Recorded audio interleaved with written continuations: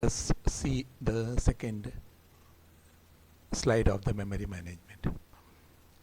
As far as the access of the physical address is possible whenever the logical address is being translated to the physical address based on the operating system's controls.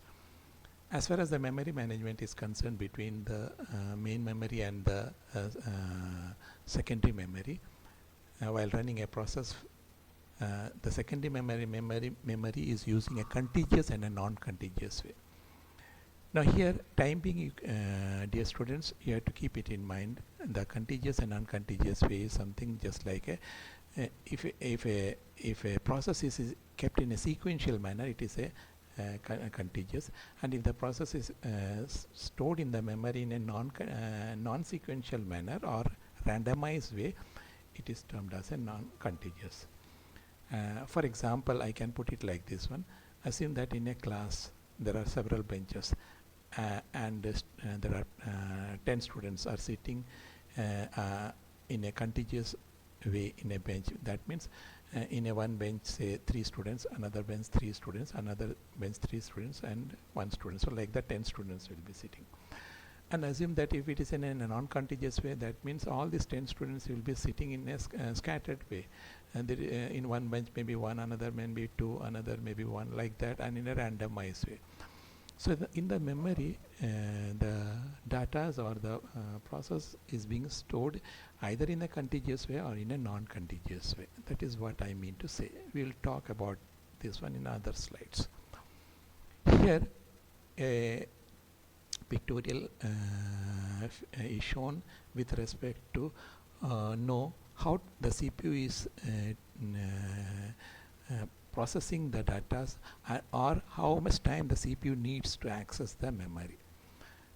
To understand this one, I have shown a CPU is shown over here, main memory is shown over here, secondary memory is shown there. CPU need 10 milliseconds to access the main memory because the main memory is near to CPU.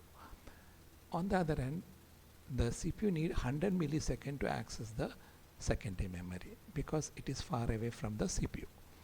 So if the CPU access the data or the data is transferred from the main memory to CPU, that is termed as a hit.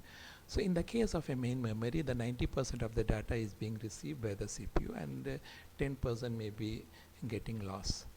On the other hand, in the case of a secondary memory, if it is directly transferred to the CPU, only 10% is hit, other 90% will get lost. So the time it takes for the CPU to access the entire memory is being computed like this. 90% of the access time, that is 0.9 of a 10 millisecond, plus 10% of because secondary memory is away from main memory, so you have to take this 10 millisecond and 100 milliseconds. So 0.1 of 10 plus 100, that is 110. So 9 plus 11, that is 20 milliseconds it's need to process. So CPU will access the memory based on 20 milliseconds. So this is how the CPU access time is being computed. So here some important concept I have mentioned, contiguous as well as non-contiguous we will discuss. And you have to understand that when we talk about a virtual memory, is nothing but a physical virtual memory is part of the main memory, and it is being accessed